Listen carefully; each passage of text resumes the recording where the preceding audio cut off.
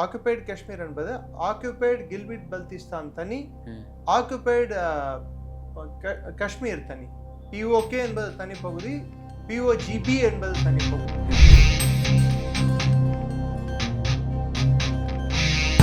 தேர்தலும் ஒரு கண்துடைப்பு நாடகம். பாகிஸ்தான் யாரை கை காட்டுதோ அவங்க தான் வந்து தேர்தலில் வந்து முதல்வராக பிரைம் மினிஸ்டர் தான் சொல்லுவாங்க. பாகிஸ்தானுக்கு ஒரு பிரைம் மினிஸ்டர் இருக்காரு, பிஓகேக்கு ஒரு பிரைம் மினிஸ்டர் இருக்காரு. ஆக்குபைடு காஷ்மீர் ஏன்னா அது தனிநாடு மாதிரியே ஒன்று வச்சுட்டு இருக்காங்க அப்படின்னு ஒரு மாயை கட்டி அமைச்சிருக்காங்க. மெரிபா பன்னீர் சோடா, ஐ ட்ரஸ்ட் மெரிபா. இதை பிஓகேல அங்க ஆட்சியாளர்களே இவங்க தான் செலக்ட் பண்றது, இவங்க தான் நிறுவுறது. ஸோ மொத்தத்தில் பாகிஸ்தான் வந்து இந்த பிஓகே ஆகட்டும் இல்லை கில்கிட் பிஓஜிபி ஆகட்டும்,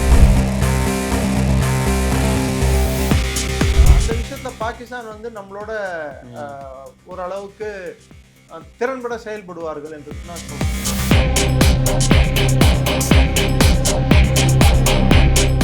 இப்போ இன்னொரு திடுக்கிடும் தகவல் கடைசியா சொல்லக்கூடியது, நான் பாகிஸ்தான் பிஓகேல அமெரிக்காவுக்கு பேஸ் வழங்குவதற்கு ஒரு திட்டம் வகுக்கப்பட்டுள்ளது. ரிஃப்ளெக்ட் நேயர்களுக்கு வணக்கம். இன்று நாம் சந்திக்க இருக்கக்கூடிய சிறப்பு விருந்தினர் டிஃபென்ஸ் எக்ஸ்பர்ட் டாக்டர் நிரஞ்சன் அவர்கள். சார் வணக்கம். சார் வணக்கம். ஜெயின். ஜெயின் சார். சார் நம்ம அண்மையில் கூட பேசியிருந்தோம், பாகிஸ்தான் வந்து இந்தியாவுக்கு எதிராக, குறிப்பாக வந்து காஷ்மீருக்கு எதிராக ஒரு 6 சேட்டலைட் வந்து கண்காணிக்கிறதுக்காக லான்ச் பண்ணியிருக்காங்க அப்படின்ற போல பேசியிருந்தோம். அது நல்ல ஒரு வரவேற்பை பெற்றிருந்து. இப்போ பார்த்தோம்னா ஆக்கிரமிப்பு காஷ்மீரில் வந்து பாகிஸ்தான் ஆக்கிரமிப்பு காஷ்மீரில் ஒரு மிகப்பெரிய ஒரு போராட்டம் வெடிச்சிருக்கு. ஏறத்தாழ ஒரு 30க்கும் மேற்பட்டோர் வந்து துப்பாக்கி சுடல பலியாகி இருப்பதாக செய்திகள் வெளியாகி இருக்கு. என்னதான் சார் நடக்கு, அது பின்னணி என்ன? ஃபர்ஸ்ட் அடிப்படையாக இந்த ஆக்கிரமிப்பு காஷ்மீர் என்பது வந்து பாகிஸ்தான் 1948 47 இன்னும் 47-48 வந்து இந்தியாவில் கிட்ட காஷ்மீர் இணைந்த போது, அதாவது இணையறதுக்கு முன்னாடி, அக்டோபர் மாதத்துல இணையறதுக்கு முன்னாடி அத்துமீறி உள்ளே இருந்து அவர்கள் கைப்பற்றிய பகுதிகள் தான் ஆக்கிரமிப்பு காஷ்மீர். அதுல இன்னொரு பகுதி இருக்கு, ஜிபி அப்படின்வாங்க, கில்கிட் பல்திஸ்தான் சொல்லிட்டு. அந்த பகுதி வந்து அங்க இருந்த ராஜா ஹரிசிங்கின் ஆளுநர், அவர் கட்டுப்பாட்டுல இருந்த ஒரு பகுதியை வந்து மேஜர் வில்லியம் பிரவுன்னு சொல்லிட்டு இருக்க ஒரு பிரிட்டிஷ் அதிகாரி பாகிஸ்தானோடு இணைந்து பாகிஸ்தானுக்கு ஆதரவாக அந்த பகுதியை பாகிஸ்தானில் இணைத்து விட்டார். ஆக்குபைடு காஷ்மீர் என்பது ஆக்குபைடு கில்கிட் பல்திஸ்தான் தனி, ஆக்குபைடு காஷ்மீர் தனி. பிஓகே என்பது தனி பகுதி, பிஓஜிபி என்பது தனி பகுதி. ரெண்டுத்திலுமே பிரச்சனை இப்போ தொடங்கி இருக்கு. பிஓஜிபியில் இருக்கக்கூடிய பிரச்சனை வந்து அது முற்றிலும் வித்தியாசமான பிரச்சனை. அது எப்படின்னு பார்த்தீங்கன்னா, பிஓஜிபியில் இருக்கக்கூடிய பெருவாரியான மக்கள் ஷியா இனத்தை, அதாவது அந்த சமூகத்தை சேர்ந்தவர்கள். பாகிஸ்தான் பெரும்பாலும் சன்னி இஸ்லாமியர்களால் அதிகபட்ச மக்கள் வந்து சன்னி இஸ்லாமியர்கள். ஒரு 20-22% வரைக்கும் ஷியா இஸ்லாம் இருக்கும். அதுல குறிப்பிட்டு ஷியாக்கள் அதிகம் வசிக்கக்கூடிய ஒரு பகுதி என்பது இந்த ஜிபி, கில்கிட் பல்திஸ்தான். அந்த இடத்துல அதனால்தான் 1999 கார்கில் போறப்ப கூட பெருவாரியான படைகள், நார்தர்ன் லைட் இன்ஃபேண்ட்ரி என்று அழைக்கப்படும் ஒரு படை, கில்கிட் ஸ்கவுட்ஸ் என்று அழைக்கப்படும் இன்னொரு யூனிட், இவங்க எல்லாத்தையும் இருந்தது வந்து ஷியாக்கள் நிறைய பேர் இருந்தாங்க. இந்த நார்தர்ன் லைட் இன்ஃபேண்ட்ரியை வந்து பலிகடாவா கார்கில் வார்ல பாகிஸ்தான் ராணுவம் பயன்படுத்தியது. அடுத்து கில்கிட் பல்திஸ்தான் வந்து அங்க இருக்கக்கூடிய பிரச்சனை, அங்க மண் சார்ந்த மக்கள், அந்த கலாச்சாரம், அந்த ஷியா அவங்களோட வழிபாட்டு முறை, அவங்களோட வாழ்க்கை எல்லாத்தையுமே புரட்டி போடும் விதமாக கடந்த ஒரு 30 ஆண்டுகளாக, 35-40 ஆண்டுகளாக, ஜியாவுல்லா பீரியட்ல இருந்து ஸ்டார்ட் பண்ணலாம், 40 ஆண்டுகளுக்கு மேலாக அங்க வந்து அங்கிருக்கும் மக்கள் ஷியா மக்களின் எண்ணிக்கை விட பாகிஸ்தான்ல இருந்து இடம்பெயர்ந்து, குறிப்பிட்டு வெஸ்ட் பஞ்சாப்ல இருந்து இடம்பெயர்ந்து வந்த பஞ்சாபி மக்களின் தொகை, மேற்கு பஞ்சாப் மக்கள் தொகை வந்து அதிகரித்துள்ளது. ஸோ கில்கிட் பல்டிஸ்தான் பாத்தீங்கன்னா அங்க இந்த வெஸ்ட் பஞ்சாபிஸோட டாமினேஷன் அதிகமானோடனே அங்க ஒரு கிளர்ச்சி வெடிக்குது. பிஓஜேகே கிளர்ச்சி என்பது அங்க வந்து முற்றிலும் வந்து அங்க மக்கள் வந்து வேற இடத்துல இருந்து வந்து சேர்ந்த மக்களோ அங்க வந்து மாற்றங்களோ அது மாதிரி பெரிய அளவில் நடக்கல. பாகிஸ்தானோட அதிகாரிகளும் பாகிஸ்தானோட அதிகார வர்க்கமும் அங்க வந்து ஆட்சி செய்து காஷ்மீரிகளுக்கு அங்க இருக்கக்கூடிய காஷ்மீரிகளுக்கு ஆட்சி அதிகாரம் வழங்கப்படவில்லை. இது ஒரு குற்றச்சாட்டு. ரெண்டாவது குற்றச்சாட்டு, 12 மணி நேரத்துல இருந்து 16 மணி நேரம் கரண்ட் ஒரு நாளைக்கு இல்லை. ஓகே. ஆனா அங்க இருக்கக்கூடிய நமது நதி, சினாப் நதி, மற்ற நதிகள், இந்த சிந்து நதி, இந்த இண்டஸ் நதியில இருந்து போகக்கூடிய ட்ரிபியூட்டரிஸ், அதாவது அது கிளை நதிகள், அங்க போகும்போது அங்க அவங்க கட்டி இருக்கிற டேம்கள் மூலம் தேக்கி வைத்து மின்சார உற்பத்தி செய்யறாங்க. மின்சார உற்பத்தி செய்யறதுக்கு இன்னும் 4 ரூபாய் தான் ஆகுது. ஆனா அங்க எலக்ட்ரிசிட்டி பில்லு ஒரு யூனிட்டுக்கு 40 ரூபாய் போடுறாங்க. கிளை நதி அங்க இருக்கிற கரண்ட் உற்பத்தி பிரச்சனை வந்து சில ஆண்டுகளுக்கு முன்னாடி அங்க மக்கள் வந்து கிளர்ச்சி வெடிச்சது. மக்கள் வந்து ரோடுக்கு வந்து ஆர்ப்பாட்டம் பண்ண ஆரம்பிச்சாங்க. பெரிய அமளி ஏற்பட்டது. அங்க போலீஸே, அந்த பிஓகேல இருக்கக்கூடிய போலீஸே வந்து பாகிஸ்தானுக்கு எதிராக திரும்பிட்டாங்க. அப்படி இருந்த சூழல்ல பாகிஸ்தான் அரசாங்கம் வந்து கிட்டத்தட்ட மண்டியிட வேண்டிய ஒரு கட்டாயம் ஏற்பட்டது. மண்டிட்டு அவங்க கிட்ட என்ன நெகோஷியேட் பண்ணாங்கன்னா, யார்கிட்ட? இந்த ஆக்கிரமிப்பு அவங்க வந்து பாகிஸ்தான் கிட்ட, பிஓகேல இருக்க மக்கள் கிட்ட நெகோஷியேட் பண்ணி, அதாவது அவங்க கூட பேச்சுவார்த்தை நடத்தி, ஏன்னா அங்க தேர்தல் நடக்கும். தேர்தலும் ஒரு கண்துடைப்பு நடக்கும். ஓகே. பாகிஸ்தான் யாரை கை காட்டுதோ அவங்க தான் வந்து தேர்தலில் வந்து முதல்வரா பிரைம் மினிஸ்டர் தான் சொல்லுவாங்க. பாகிஸ்தானுக்கு ஒரு பிரைம் மினிஸ்டர் இருக்காரு, பிஓகேக்கு ஒரு பிரைம் மினிஸ்டர் இருப்பாரு. ஆக்குபைடு காஷ்மீர். ஏன்னா அது தனிநாடு மாதிரியே ஒண்ணு வச்சிட்டு இருக்காங்க அவங்க, அப்படின்னு ஒரு மாயை கட்டி அமைச்சிருக்காங்க. அந்த அந்த பிரைம் மினிஸ்டரை வந்து யார் செலக்ட் பண்ணுவாண்டான்னா பாகிஸ்தான் ராணுவம் தான் வந்து செலக்ட் பண்ணும். அதுக்கு ஏன் தேர்தல் நடக்கிறதே கூட கிட்டத்தட்ட அதுல வாக்குப்பதிவு நடக்குதுன்னா ஒரு 70% 80% வாக்குப்பதிவு நடக்குதுன்னா அதுல 50% 60% ரிக்கிங் நடக்கும். வாக்குப்பதிவு நடக்கும்போது 55% 60% வந்து அந்த இது பாகிஸ்தானே வந்து குத்துன்னு குத்துனாங்கன்னு வச்சுக்கோங்க பேலட்டை. அப்போ அவங்களுக்கு தேவையான ஆள் தானே பிரதமரா வருவாரு பிஓகேக்கு. அங்க இருக்கிற கேபினெட்டும் பாகிஸ்தான் ராணுவத்தால் நிறுவப்பட்ட கேபினெட். ஸோ இதெல்லாம் இருந்தா கூட மக்கள் அந்த அரசின் மீதே அதிருப்தியை காட்ட ஆரம்பிப்பாங்க. அந்த அதிருப்தி அதிகமாச்சுன்னா அங்க அந்த பிஓகேல இருக்கக்கூடிய போலீஸோ யாருமே வந்து பாகிஸ்தான் அரசை வந்து அந்த பிஓகேல இருக்க மக்களை கட்டுப்படுத்த முடியாத ஒரு சூழல் பாகிஸ்தானுக்கு ஏற்படும். குறிப்பிட்டு பாகிஸ்தான் ராணுவத்துக்கு ஏற்படும். அப்போ பாகிஸ்தான் ராணுவம், நான் ஏற்கனவே எத்தனையோ முறை சொல்லியிருக்கேன், மிஞ்சினால் கெஞ்சுவார் மிஞ்சுவார் அப்படின்னு சொல்லிட்டு. பாகிஸ்தான் ராணுவம் அங்க இருக்கக்கூடிய எந்த நகரங்களையும், உதாரணத்துக்கு ராவல்கோட் ஆகட்டும் இல்ல முசாஃபராபாத் ஆகட்டும், பெரிய நகரங்கள் எதையுமே கட்டல. இன்னைக்கு நம்ம இந்த சைடு நம்மளோட காஷ்மீர் எடுத்து பார்த்தோம்னா ஸ்ரீநகர் இருக்கு, ஜம்மு இருக்கு, திரும்பி பல்வேறு அனந்த்நாக், பரமுல்லா, கிஷ்துவார், பல்வேறு இடங்கள்ல வந்து கட்டமைப்பை மேம்படுத்தி இருக்கும். பொருளாதார சூழல் அங்க மேம்பட்டு இருக்கு. ஆனா அங்க வந்து பொருளாதார சூழல் மிகவும் மோசமான நிலையில இருக்கு. மக்களோட அடிப்படை தேவைகளே வந்து அவங்களால பூர்த்தி செய்ய முடியல. விரைவில் வந்து எலெக்ஷன் வர இருக்கு. இதற்கிடையில அவங்க திடீர்னு இந்த போராட்டத்தை மேற்கொள்வதற்கான ஆமாங்க, அழுற பிள்ளை தானே எல்லாரும் பால் கொடுப்பாங்க. ஸோ இப்போ வந்து அவங்களோட வேலை வாய்ப்புகள் இல்ல, அவங்களுக்கு வர வேண்டிய ரேஷன், ஏன்னா பாகிஸ்தான்லயே உணவு பற்றாக்குறை இருக்கு. ஸோ பிஓகேக்கு வர வேண்டிய ரேஷன் வந்து அனுப்புறது இல்லை ஒழுங்கா நேரத்துக்கு. அது இல்லாம அடக்குமுறை வேற அங்க இருக்கு. பிளஸ் அங்க வந்து மற்ற மண் சார்ந்த விஷயங்கள், குறிப்பிட்டு அங்க இருக்கக்கூடிய பாகிஸ்தான் ராணுவம் வந்து நிறைய அத்துமீறல்கள் செய்யறாங்க. அவங்களோட பெண்களையும் குழந்தைகளையும் சித்திரவதை செய்யறது, மானபங்கம் படுத்துறது, வீடு பூந்து மானபங்கம் படுத்துவது.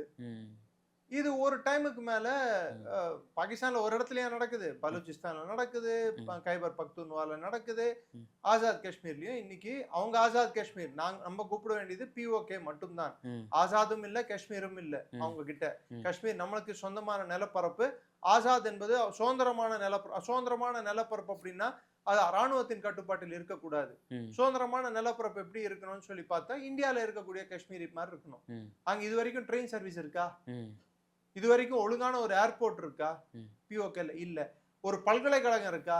இல்ல. சரியான மருத்துவமனை இருக்கா? இல்ல. எதுவுமே இல்ல. அங்க எந்த கட்டமைப்பும் ஏற்படுத்தல. ஒரு பக்கம் கில்கிட் பல்திஸ்தான்ல ஷியாக்களை வந்து கிட்டத்தட்ட அவங்களோட ஜனத்தொகையை வந்து மாற்றம் செய்து ஜனத்தொகையை வந்து முழுமையா ஷியாக்களை துரத்தி அடிச்சுட்டு அதுக்கு இல்ல அங்க இருக்கிற ஷியாக்களோட சன்னி இஸ்லாமியர்கள் குறிப்பிட்டு வெஸ்ட் பஞ்சாப்ல இருக்க இஸ்லாமியர்களை வந்து அங்க உட்கார வச்சு சோ அந்த மாற்றத்தின் அடிப்படையில் இவங்க ஆட்சி பண்ணலாம்னு சொல்லிட்டு பாகிஸ்தான் ராணுவம் ஒரு முடிவு எடுத்தது. இதை பிஓகேல அங்க ஆட்சியாளர்களே இவங்க தான் செலக்ட் பண்றது, இவங்க தான் நிறுவுறது. ஸோ மொத்தத்துல பாகிஸ்தானுக்கு வந்து இந்த பிஓகே ஆகட்டும் இல்லை கில்கிட் பிஓஜிபி ஆகட்டும் 2 இடங்கள்லயுமே வந்து அவங்க கையாளும் முறை எப்படி இருக்குன்னு பாத்தீங்கன்னா அங்க இருக்கிற மக்களோ அங்க இருக்கக்கூடிய எல்லா விஷயங்களோ வந்து இவர்கள் விரலின் கீழ் இருக்க வேண்டும், இவர்களின் கையாட்டி பொம்மைகளாக இருக்க வேண்டும் அப்படின்னு நினைக்கிறாங்க. ஸோ அட் ஒரு பாயிண்ட் ஆஃப் டைம்ல மக்கள் கிளர்ச்சியில ஈடுபடுவது இயல்பான ஒரு விஷயம். அங்க வந்து அடக்குமுறை அளவுக்கு மிஞ்சி போனதால முந்தானத்துல இருந்து துப்பாக்கி சூடு நடக்குது. இன்ஃபேக்ட் போலீஸே அங்க இருக்கக்கூடிய போலீஸே வந்து ராணுவம் சொல்றதை கேட்கறது இல்லை. மக்களை வந்து ரோடுக்கு வந்த மக்களை திரும்பி துரத்தி அடிங்கன்னு சொன்னா நான் அடிக்க முடியாதுன்னு சொல்லிட்டான் போலீஸ். கடைசியில நேற்று சுட்டவர்கள்ல பல பேர் போலீஸ் சேர்ந்தவர்கள். பாகிஸ்தான் ராணுவம் தரையிறக்கப்பட்டுள்ளது. இப்போ பாகிஸ்தான் ராணுவத்துக்கு பல பிரச்சனைகள் உண்டு. அவங்க இப்போ கைபர் பக்தூன்வால தேரிக்கே தாலிபான் வந்து முந்தானே 2 நாள் முன்னாடி ஒரு அட்டாக் பண்ணிருக்கு. கிட்டத்தட்ட 11 பேர் பாகிஸ்தான் ராணுவத்தை சேர்ந்தவர்கள் கொல்லப்பட்டுள்ளார்கள். பலூச்சிஸ்தான்ல ஜின்னா பேஸ்ன்னு சொல்லிட்டு ஒரு பேஸ் இருக்கு. அங்க வந்து டிஇஎல் டக் எரெக்டட் லான்ச்சர்ஸ் ஏவுகணை லான்ச் பண்ணக்கூடிய பேஸ் அது. அந்த பேஸையே வந்து பலூச் ஆர்மி கைப்பற்றியுள்ளது. கைப்பற்றி அவங்க கிட்ட ஃபர்ஸ்ட் ஸ்டிங்கர் மிசைல்ஸ், அதாவது கையில இருந்து ஆபரேட் பண்ணக்கூடிய மிசைல், ஷோல்டர் மிசைல், அந்த ஏவுகணைகளை யூஸ் பண்ணி ஒரு பாகிஸ்தானோட ஹெலிகாப்டர் கன்ஷிப்பை வந்து ஹெலிகாப்டர் துப்பாக்கி ஏந்திய ஹெலிகாப்டரை வந்து தகர்த்திருக்காங்க. ஸோ இப்போ பாகிஸ்தானுக்கு வந்து முப்புறமும் எரியட்டும்னு சொல்லிட்டு எல்லா திக்குலயும் அவங்களுக்கு பத்திட்டு எரியுது. ஸோ எங்கெல்லாம் வந்து இந்த வெஸ்ட் பஞ்சாப் ராணுவத்தை அனுப்ப முடியும் உங்களால? ஸோ ராணுவம் என்பது இப்போ உள்நாட்டு பிரச்சனைகள்லயே வந்து முழுகி இருக்கு. ஸோ நாளுக்கு நாள் ஆசிம் முனீரோட தலைவலி வலுத்துட்டே வருது. இப்போ பிஓகே வந்து இன்னொரு தலைவலியா மாறி இருக்கு. ஆனா அடிப்படையா ஒண்ணு சொல்லிக்க விரும்புறேன், பிஓகே வந்து இது வந்து நம்மளுக்கு சாதகமா அவங்க வந்து சேர்ந்துருவாங்க உடனே அது நடந்துரும்னா அது நடக்காது. அதுக்கு இன்னும் சில காலம் ஆகும். இப்ப நம்ம வந்து என்டர் ஆகணும்டானா இப்ப நம்ம சண்டை போட வேண்டிய ஒரு சூழல் ஏற்படும். ஒரு சூழ்நிலை வந்து அது மாதிரிதான் அமையும். அப்போ பாகிஸ்தான் ராணுவத்துக்கு இப்ப சண்டை போட வேண்டிய சூழ்நிலை அமைந்தால் நம்ம வந்து அதுக்கான தயார் நிலை ஆயுத்த நிலையில இருக்கோம்னா இருக்கும். அதுக்கான போர் தந்திரங்கள் அப்படிதான் வகுத்திருக்கோம். பட் அது தேவையா? ஏன்னா மக்கள் வந்து பேராதரவு இல்லாம ஒரு நிலப்பரப்பை கட்டுப்படுத்த முடியாது. உதாரணத்துக்கு பங்களாதேஷ்ல இந்திய ராணுவம் நுழைந்து ஈஸ்ட் பாகிஸ்தானை உடைச்சு பங்களாதேஷை உருவாக்க முடிஞ்சதுன்னா 1971ல அங்க மக்கள் செல்வாக்கு வந்து இந்திய ராணுவத்துக்கு இருந்தது. ஸோ ஒரு நிலப்பரப்புல அந்த மக்களே வந்து அந்த ராணுவத்தை விரும்பாதப்போ, அந்த ராணுவத்துக்கு துணை புரியாதப்போ, அப்போ வந்து நம்ம அங்க நுழையிறது வந்து நம்ம ராணுவத்துக்கும் நம்ம நாட்டோட வெளிநாட்டு கொள்கைக்கும் அது ஒரு பிரச்சனையா மாறக்கூடும். இப்போ பிஓகேல வளர்ந்துட்டு இருக்கிற பிரச்சனைகள் வந்து இன்னும் வலுக்கணும், இன்னும் அதிகமாகணும். பாகிஸ்தான் ராணுவம் வந்து இந்த பிரச்சனைகள்ல அவங்க முழுகணும். அவங்களோட ஸ்ட்ராட்டஜி என்னன்னா எப்பயுமே அடக்குமுறை போனாங்கன்னா அடக்குமுறையில எக்ஸ்ட்ரீம் லிமிட்டுக்கு போவாங்க. உதாரணத்துக்கு பலூச்சிஸ்தான், உதாரணத்துக்கு கைபர் பக்தூன்வா, உதாரணத்துக்கு ஒரு காலத்துல சிந்து. ஸோ எங்க போனாலும் அது அந்த அவங்க ஸ்ட்ராட்டஜி எப்படின்னா இரும்பு குரம் கொண்டு அடக்குவேன்னு சொல்லிட்டு மக்களை போட்டு சரமாரியா கொல்றது. இது அவங்க பண்ணுவாங்க. இது எப்படி பார்த்துன்னு உலக நாடுகள் அமைதியா இருக்கு? உலக நாடுகளுக்கு அவங்களுக்கு என்ன பிரச்சனை? அந்த விஷயத்துல பாகிஸ்தான் வந்து நம்மளோட ஓரளவுக்கு திறன்பட செயல்படுவார்கள் என்று நான் சொல்றேன். அவங்க ப்ராபகண்டால அவங்க நம்மளோட பெட்டர். நம்ம செய்யறதை நம்ம சொல்லிக்கிறதுக்கே நம்ம யோசிப்போம், ஆனா அவங்க செய்யாததை கூட சொல்லுவாங்க. ரெண்டாவது, உலக நாடுகளோட கண்ணோட்டம் இந்தியா வந்து ஒரு வல்லரசாக மாறக்கூடாது என்பதில் அவங்க குறியா இருப்பாங்க. ஸோ அவங்க பாகிஸ்தான் அதுக்கு ஒரு தடுப்பு சுவரா அமையுதுன்னா, பாகிஸ்தான் ஒரு முற்றுக்கட்டையா இருக்குன்னா இந்தியாவோட வளர்ச்சிக்கு இருக்கட்டுமே தான் நினைப்பாங்க, ஆதரிப்பாங்க. அந்த நிலைப்பாடு தான் பெரும்பாலும் இந்த மேற்க ஐரோப்பிய நாடுகளாகட்டும் அமெரிக்கா ஆகட்டும் எடுக்கும். இப்போ இன்னொரு திடுக்கிடும் தகவல் கடைசியா சொல்லக்கூடியது நான், பாகிஸ்தான் பிஓகேல அமெரிக்காவுக்கு பேஸ் வழங்குவதற்கு ஒரு திட்டம் வகுக்கப்பட்டுள்ளது. அதை இந்தியாவும் எதிர்க்குது, சைனாவும் எதிர்க்குது. ஏன்னா சைனாவோட கரக்கோரம் ஹைவேஸ் வந்து கராச்சி வரைக்கும், அதாவது குதர் வரைக்கும் போகக்கூடிய அந்த ரூட், அந்த ரோடு, அது வந்து இது வழியா தான் ஷக்ஜாம் வேலியிலேருந்து பாஸ் ஆகி திரும்பி பிஓகே உள்ள நுழைஞ்சு திரும்பி கல்கிட் பெல்டிஸ்தான் அந்த வழியா தான் திரும்பி பலூச்சிஸ்தான்ல போய் குதர் போர்ட் வரைக்கும் போகுது. இந்த CPEC, China Pakistan economic corridor. So அது பிரச்சனைக்குள்ள ஆகும். ரெண்டாவது, கில்கிட் பல்டிஸ்டான்லையும் வந்து சில கனிம வளங்கள், ப்ரிஷியஸ் ஸ்டோன்ஸ் குறிப்பிட்டு சொல்லணும்டான்னா அது இருக்கிறதாக தெரிந்துள்ளது. அமெரிக்கா அதுக்கு பெரிய ஒரு நாட்டம் காட்டுகிறது, அதை சுரண்டுறதுக்கு.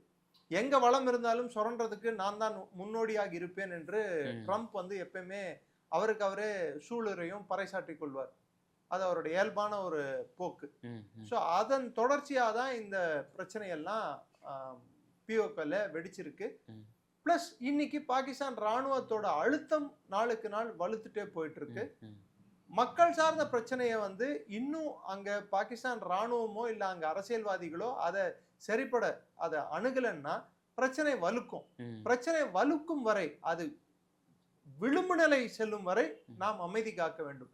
இங்க மீடியா சேனல் எல்லாம் என்ன பண்றாங்கன்னா, என்னவோ காஷ்மீர் வந்து கிட்டத்தட்ட, அதாவது பிஓகே வந்து மொத்தம் வெடிச்சு செதற மாதிரியும் மக்கள் ரோட்ல வந்து ஃபுல் கிளர்ச்சியில ஈடுபடுற மாதிரி.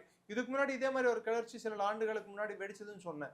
அப்ப 40 ரூபா 4 ரூபா இருந்த இந்த எலக்ட்ரிசிட்டி அதே இதுல இருந்து, அதாவது பிஓகேல இருந்து உற்பத்தியாகும் மின்சாரம் 4 ரூபான்னு 40 ரூபாய்க்கு வித்துட்டு இருந்தாங்க. அதுக்கப்புறம் மக்கள் போராட்டத்துக்கு அப்புறம் 15 ரூபாய்க்கு குறைச்சாங்க. திரும்ப மெதுமெதுவா ஏறி இப்போ 30 ரூபாய் தாண்டிடுச்சு மின்சார விலை. ஸோ விலைவாசி உயர்வு அங்க ஒரு பெரிய பிரச்சனையா இருக்கு, வேலையில்லா திண்டாட்டம் பிரச்சனையா இருக்கு. ஸோ இந்த பிரச்சனைகள் எல்லாம் வந்து இதை வச்சு இந்தியாவுக்குள்ள அவங்க இணைஞ்சிருவாங்க அப்படின்றது வந்து இப்பத்துக்கு அது ஒரு முடியாத விஷயம். ஸோ பாகிஸ்தானோட பொருளாதார வீழ்ச்சி, பாகிஸ்தானோட ராணுவத்தோட கட்டமைப்பின் பிரச்சனைகள் அதிகமாக தான் இங்க பிஓகேல இருக்கக்கூடிய பிரச்சனை அதிகமாகும். இது ரெண்டும் வந்து ஒண்ணுத்துக்கு ஒண்ணு பின்னி பிணைஞ்சிருக்கு. ஸோ பிஓகேல மக்கள் பிரச்சனை வந்து வெறும் இது வந்து பொருளாதார சார்ந்த பிரச்சனையாகவும் வேலைவாய்ப்பு சார்ந்த பிரச்சனையாகவும் இது மாதிரி பிரச்சனைகளாகவும் அடிப்படை தேவைகளுக்கான பிரச்சனையா இருக்கும்போது உடனே அவங்க வந்து இந்தியா கூட இணைந்துருவாங்கன்னா அது இப்போதைக்கு நடக்காது. ஆனால் சில ஆண்டுகள் அது எடுக்கும். கிட்டத்தட்ட பாகிஸ்தானோட பொருளாதார சூழ்நிலை சரிவு அடைஞ்சு டோட்டலாவே உடஞ்சி அவங்களால பொருளாதாரம் ஒரு பொருளாதார அமைப்பா பாகிஸ்தான் செயல்பட முடியாது அப்படின்னு ஒரு சூழல் ஏற்படும் போது பாகிஸ்தானோட விலைவாசி உயர்வும் அவர்களுக்கு வர வேண்டிய வேளாண் உற்பத்தியும் பெரிய அளவுல சரிவடைந்தால் அதுக்கு தான் இண்டஸ் நதி நீரும் ஒரு பங்காற்றுது. அதை நிறுத்தி வைக்கிறதோ இல்ல ரத்து பண்ணதோ. அந்த மக்கள்லாம் வந்து இந்தியா கூட இணையறதை விரும்புறாங்களா? அது எப்படி? இப்போதைக்கு அதுக்கான தேவை ஏற்படலன்னு தான் நினைக்கிறேன். இப்போதைக்கு அவங்க அப்படியே இணையறதுக்கு விருப்பம் காட்டினா கூட திரும்பி அவங்களை குவாரண்டைன் பண்ணணும். அந்த தனியா அந்த பகுதியை மாத்திரம் ஃபுல்லா ராணுவம் போட்டு அவங்க அதுல யார் வந்து பாகிஸ்தானுக்கு ஆதரவான நிலைப்பாடு எடுத்திருக்காங்க. ஏன்னா நம்ம காஷ்மீரை கட்டுப்பாட்டுல எடுத்துட்டு வர்றதுக்கே 30 ஆண்டுகள் 35 ஆண்டுகள் கஷ்டப்பட வேண்டியதா இருந்தது. திரும்பி அங்க இருக்கிற பிஓகே நம்ம கூட இணையுது அப்படின்னு சொல்லி ஒரு கட்டம் வரும்போது அதுல எத்தனை பேர் பாகிஸ்தான் பிரிவினை சிந்தனை கொண்டவர்கள் அங்க இருப்பாங்க? இத்தனை வருஷமா அவங்க கூட தான் இருந்திருக்காங்க. ஸோ பாகிஸ்தானே ஊடுருவல் பண்றதுக்கு வாட்டமா இருக்கும்ல. ஸோ இணைந்தா கூட அவ்வளவு சுலபம் இல்லை நம்ம சட்ட ஒழுங்கு அங்க நிலைநாட்டுறது. ஸோ இப்போ அதுக்கான ஏதுவான சூழ்நிலை இல்லை. ஆனால் அங்கே நடக்கக்கூடிய பிரச்சனை வந்து இந்தியாவுக்கு ஒரு விதத்துல நல்லது. அதை நம்ம என்கரேஜ் பண்ணணும். ஒரு எல்லையில பிரச்சனை நடக்கும்போது நம்மளுக்கு எப்படி அது சாதகமா இல்ல ஒரு நல்லதா அமைய முடியும்? ஏன்னா சைனாவோட எக்கனாமிக் காரிடார் அஃபெக்ட் ஆகுது, சைனாவுக்கும் பாகிஸ்தானுக்கு இருக்கக்கூடிய போக்குவரத்து அஃபெக்ட் ஆகுது, பாகிஸ்தான் ராணுவத்தின் கட்டுப்பாடு அஃபெக்ட் ஆகுது. இன்னொரு பக்கம் பலூச்சிஸ்தான்லயும் வந்து சைனாவை வந்து அவங்க எதிர்க்கிறாங்க. இப்போ கைபர் பக்துன்வாலையும் வந்து பாகிஸ்தானுக்கு எதிர்குரல்கள் எழுகின்றன. இப்போ பிஓகேலையும் வந்து பாகிஸ்தான் சைனாவுக்கு எதிர்குரல்கள் எழும்பும் போது அப்ப அந்த மொத்த இந்தியாவோட நிலப்பரப்ப அப்படி வளைச்சு போடணும்ன்ற சைனாவோட ஸ்ட்ராட்டஜி வந்து ஒரு விதத்துல அங்க நலிவடையுது இல்லையா, அங்க ஏதோ ஒரு பாதிப்பு அவங்களுக்கு வருது இல்லையா, அது நம்மளுக்கு லாபம் தானே. Okay sir. ஸோ இந்த சைடு நம்ம சைனாவை செக்யூர் பண்றதுக்கும், சைனா தேவைப்பட்டால் பாகிஸ்தானுக்கு இந்த பக்கம் வந்து எந்த சப்ளையும் பண்ண விடாம காரக்கோரம் பாஸை வந்து தடுக்கிறதுனால, காரக்கோரம் ஹைவேஸை தடுக்கிறதுனால நம்மளுக்கு வந்து அது அட்வான்டேஜா தான் இருக்கும் ராணுவ ரீதியில் எடுத்து பார்த்தா. அதுக்கு தோதாக நம்ம ரோட்டங் டனல், ஜொஜிலா டனல், இந்த டனல் எல்லாம் கட்டிட்டு இருக்கோம். கிஷ்துவார்ல ஒரு புது பேஸ் ஒன்று அமைச்சிட்டு இருக்கோம் எல்லைப்புறத்தை பாதுகாக்கிறதுக்கு. ஸோ புது டனல்கள்னா சுரங்க பாதைகள். அது வந்து பனிக்காலங்கள்ல லே வந்து பல மாதங்கள் நம்ம இந்தியாவோட நிலப்பரப்புல இருந்து கட் ஆயிடும். அந்த 400 கிலோமீட்டர் மேல ரன் ஆகிற ஹைவே வந்து பனி சூழ்ந்த பிரதேசமா மாறும்போது வண்டிகள் செல்வதற்கு ஒரு ஏதுவான சூழ்நிலை இருக்காது. ஆனா இப்பொழுது நவீன கட்டமைப்பு கொண்டு இந்தியா வந்து ரோட் கட்டமைப்பு, குறிப்பிட்டு போக்குவரத்து கட்டமைப்பை மேம்படுத்தி இருக்காங்க. அதுக்கு புது டனல்களையும் உருவாக்கி இருக்காங்க. ஒரு டனல் ரோட்டங் டனல்னா இப்போ ஜொஜிலா டனல், இது மாதிரி பல்வேறு டனல்கள், அதாவது சுரங்கப்பாதைகள் மூலம் நாம் அந்த லடாக்கை போய் சேர முடியும். ஸோ லடாக்கையும் வந்து காஷ்மீரும் ஜம்முவும் இந்த மூணுத்தையும் ஒன்னா இணைக்கிற ஒரு வேலைகள் வந்து துரிதமாக நடந்துட்டு இருக்கு. அப்போ வந்து ஒரு வேளை சைனாவும் பாகிஸ்தான் நம்மள ரெண்டு பக்கம் சுத்தி வளைக்கக்கூடிய ஒரு சூழ்நிலை வந்தால், ஒரு போர் சூழ்நிலை வந்தால், நம்ம ரெண்டு பக்கமும் எதிர்கொள்ள வேண்டிய ஒரு நிலைமை வரும்போது நமக்கு அதுக்கான உள்நாட்டு போக்குவரத்து கட்டமைப்பு வேணும். அதை மேம்படுத்தி இருக்கும். அதே சமயத்துல எதிரி நாட்டுல வந்து அவங்க ரெண்டு பக்கம் ஜாயின் ஆகாம அவங்களுக்கு ஒரு இக்கட்டான சூழல் ஏற்படுத்த வேண்டியது ஒரு கட்டாயம். அது தானா அமைந்தா அதை நம்ம வந்து தூண்டி விடுவதோ இல்லை அதை வந்து பெரிதாக்கி விடுவதற்கோ தார்மீக ரீதியில் அவங்களுக்கு ஆதரவு அளிப்பது நமது கடமை. அதை பண்றாங்க.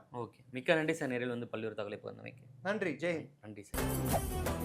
மெரிபா பன்னீர் சோடா. I trust மெரிபா.